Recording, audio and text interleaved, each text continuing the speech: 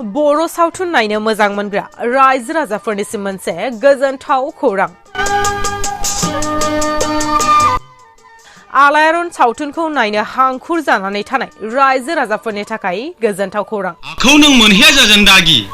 रायजो राजाफोरनि खाबुनि थाखाय गोदान बोसोर 2024 मायथाइनि 2 जानुवारि खालारनिफ्राय 20 खालारसिमनि गेजेराव बड'सा फिल्म प्रडाक्शनजों दिहुनजानाय आलायारन आबुं बर' सावथुनखौ सिगांनि बेसेननिख्रुइ गोबां खमसिन खालामनानै दिन्थिनाय जासिगोन।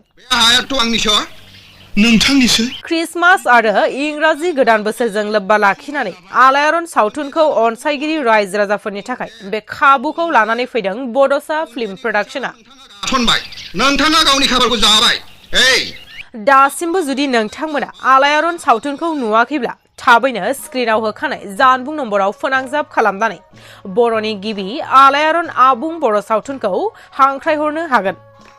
जानबुं नं 845376618 967861671 आरो 789629815 नोंथांमोना थाबैनो बे होखानाय जानबुं नम्बराव फोनांजाब खालामनानै सिगांनि बेसेननिख्रुइ गोबां खम बेसेनावनो बुकिं खालामदो।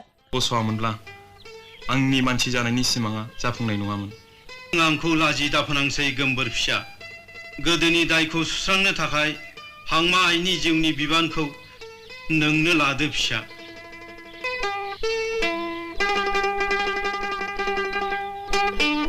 मानि सिमां? गावबा गावनि।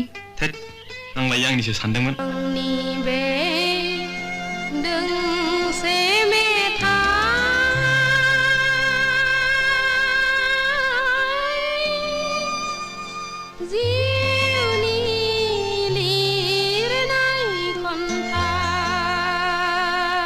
उदां बोथोरनि बेलासि समाव सुदेम बार बारनाय गोजोनग्लायनाय समाव बिरलाङो गोसोआ नोंनि सेराव।